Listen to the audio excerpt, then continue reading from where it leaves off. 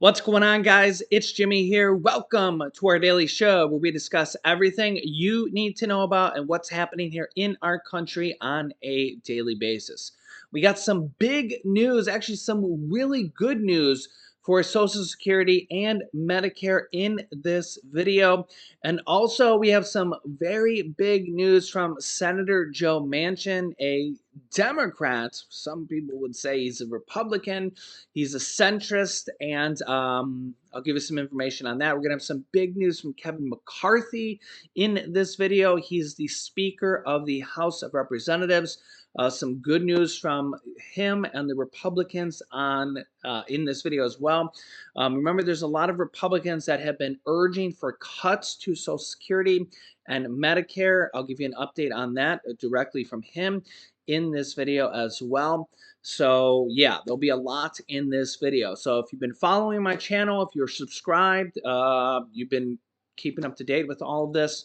If you haven't yet, make sure to click the subscribe button down below and then the bell icon afterwards so you don't miss out on new videos. It's completely free to do so. Remember that new videos come out here every day at 10 a.m., 3 p.m., and 8 p.m. Eastern Standard Time. Okay, let's jump right in. We'll start with what Senator Joe Manchin has to say about what they're trying to do to fix Social Security. Here is the details on this. So, Senator Joe Manchin proposes the easiest Social Security fix in response to the debt ceiling. Would President Biden and the Democrats agree? Here's what he has to say. Take a listen. The White House says that they want Congress to pass a clean debt ceiling increase. No negotiations with Republicans at all. Is that a mistake? I think it's a mistake because we have to negotiate. This is a democracy that we have.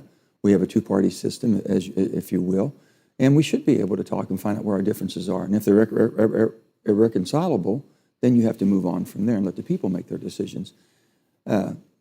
Using the debt ceiling and holding it hostage hasn't worked in the past. Okay, and anyone wants to look at what happened in 2011 and 2013, then go ahead. It didn't work out well. So who's holding it hostage in this? Well, the bottom line is saying, first of all, in my state of West Virginia, 60% of the people that are retired right now live with Social Security and Medicare. To scare the bejesus out of them, thinking they're going to be their cuts on the line or you're going to, decimate those two, that's not going to happen. Take that off the board right now and look at ways that we have wasteful spending that we can be held accountable and responsible. Set a target. Do something. In the states, and most states have balanced budget amendments. Every week when I was governor, we had to sit down and agree upon adjustments, cuts, so we ended the fiscal year in a balance or a surplus. That doesn't happen. There's no checks and balances. So it sounds like you would be okay with some cuts in spending in exchange. Well, I think that basically it's wasteful spending. Everybody believes. I mean, my goodness, when you have $31.4 trillion and we've thrown caution to the wind, and to blame the Republicans to blame the Democrats, who's at fault? Everybody's at fault. We don't have a process. I've been there for 12 years, no budget. So just to be clear, you think that the White House should come to the table and talk to Republicans about some cuts in spending in exchange for raising the debt ceiling? At the time, Vice President Joe Biden did exactly that. But you just heard Dick Durbin, the number 2 Senate Democrat, saying times are different now and should be. We just respectfully disagree. Okay. And the only thing about it is, every American has to live within a budget. If they don't, they're in trouble financially. Every business that's successful has to live within a budget. Every state has to live within a budget. Shouldn't the federal government have some guardrails that say, hey, guys, you're overreaching here and you're overspending? But then pick your priorities. That's all. The priorities is the security of our country, opportunities for people, and taking care of the most vulnerable, and making sure the people that have earned it through basically their Social Security and Medicare are protected.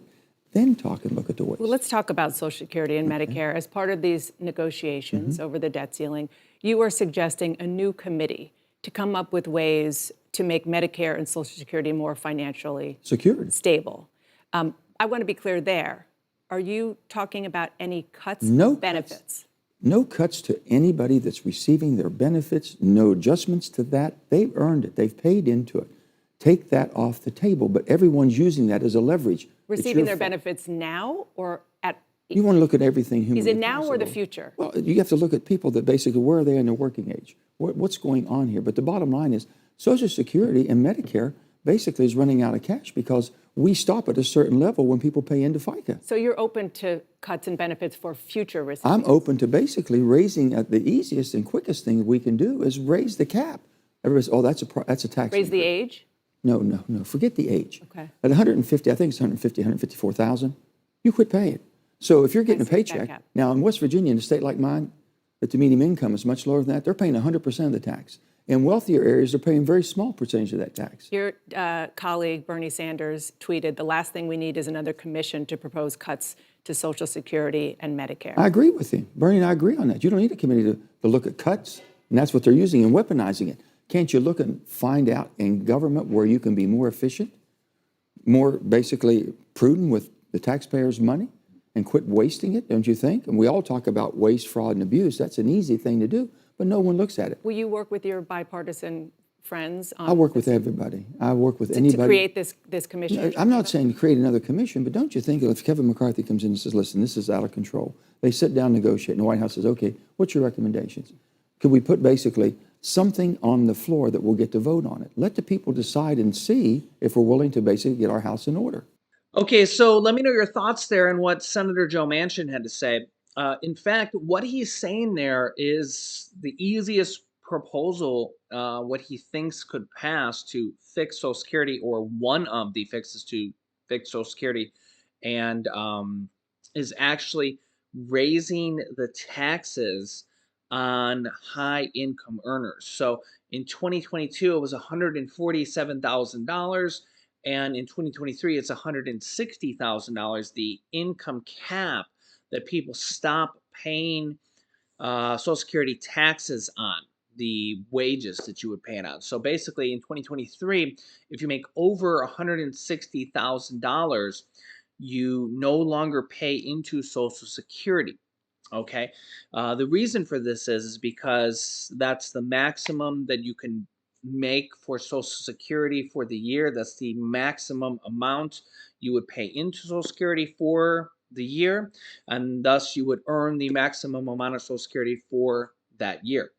Both Republicans and Democrats have a proposals with this to keep high income earners paying into Social Security past that point. And the idea is, we don't really know this because it's not passed into law yet with an actual bill, that they would probably keep paying into Social Security but not get any benefits after that. And it would be a lot of money. I think it's over 12% of their paycheck, because they would pay both the employer and the employee's earnings, or match. And so it'd be a lot of money. It's 12% tax, and they would get nothing out of it. So it's a lot. You think about that, plus when they're in that type of tax brackets, they're in a high tax bracket as well, probably 30 some percent. So you have that plus 12% plus state percent. They're probably paying 50% more or more of their taxes. So the government's probably actually earning more money than they are, even though the government isn't going to work every day. So you guys let me know your thoughts on that. Should the government be taking more money than they actually do? Yeah, so let me know your thoughts here on this. But it is one of the proposals here. In fact, this is the actual proposal that Democrats and Senator Bernie Sanders have to actually increase Social Security by $2,400 a year. So Senator Bernie Sanders, Elizabeth Warren, and colleagues expand Social Security by $2,400 a year, and would actually extend the solvency by 75 years with this exact plan. Basically make high income earners pay into Social Security, and because there's so many people that make that much money, or really there's people that make hundreds of millions and billions of dollars, there's so much money they make over that cap, they would pay a lot of money into the cap, that they would be able to actually pay $2,400 a year for everybody on Social Security. So both Republicans and Democrats have plans that utilize this type of system. It's just the Democrats that want to increase the benefits. The Republicans don't. They just want to use this money and not increase the benefits. I don't know why they don't want to increase the benefits. Um, they just don't, or at least we haven't seen that yet. But maybe if they agreed with the Democrats or Bernie Sanders, we could see that happen. They wouldn't need that many votes, to be honest.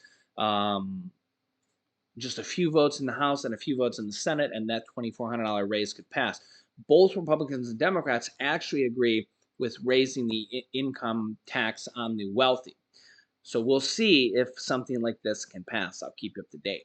Also, late last night, House Speaker Kevin McCarthy and leader of the Republicans in the House of Representatives had some very good news for seniors and people on Medicare and people on Social Security, saying, quote, "We won't touch Medicare or Social Security."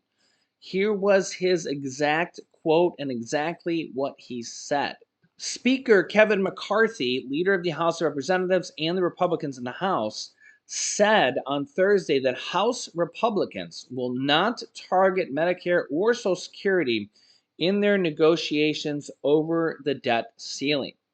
He said, quote, "We won't touch Medicare or Social Security," he told Donald Trump Jr. in an interview in the Speaker's office for Trump's Triggered podcast.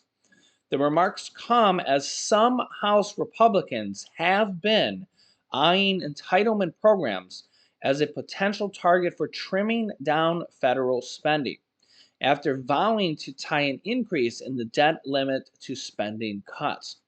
Since the U.S. hit its debt limit last Thursday, Congress now faces a looming deadline to raise the debt limit and prevent the government from defaulting on its debt. The Treasury Department began employing extraordinary measures to prevent such a default, which is expected to give Congress until early June to address the issue, which is like less than 120 days away. However, President Biden and congressional Democrats have so far refused to negotiate on the debt ceiling, instead calling for a clean increase and teeing up a potential showdown with Republicans. As divisions have emerged within the GOP Republicans over whether to target entitlement programs, by that they mean stuff like Social Security, Medicare, Medicaid, and stuff like that, former President Trump warned Republicans last week to look elsewhere for their spending cuts because some Republicans have spoken that they do want to cut things like that. Trump said, quote, "Under no circumstances should Republicans vote to cut a single penny from Medicare or Social Security to help pay for Joe Biden's reckless spending spree." That was a quote directly from Trump. Trump said in a video statement posted to Truth Social. Trump also said here, quote, "While we absolutely need to stop Biden's out of control spending, the pain should not be borne by Washington's bureaucrats, not by hardworking American families and American seniors," he added. "The seniors are being absolutely destroyed in the last 2 years." Yeah, so really good news from Kevin McCarthy saying the Republicans won't do that. Now, hopefully, we don't see a holdout situation like we actually seen with the vote for Speaker of the House, where it took them 15 votes to actually for the Republicans to even agree to vote Kevin McCarthy in. So remember, there was the holdout situation where the Republicans couldn't even agree to even vote him in. Hopefully, we won't see this with some of the Republicans that do want to cut Medicare and Social Security, because there is some Republicans that have spoken on this. So hopefully we don't see this happen, because if we do see a holdout situation where Republicans and Democrats can't agree, or some Republicans can't agree with other Republicans, and thus can't agree with some Democrats, as we get closer and closer to this June, I've seen the date of June 5th, but let's just assume it's June 1st, because, you know, we'll just assume that. As we get closer and closer to that date, the country will default and have no money to pay for anything. Social Security, Medicare, Medicaid. We've already seen SNAP benefits cut.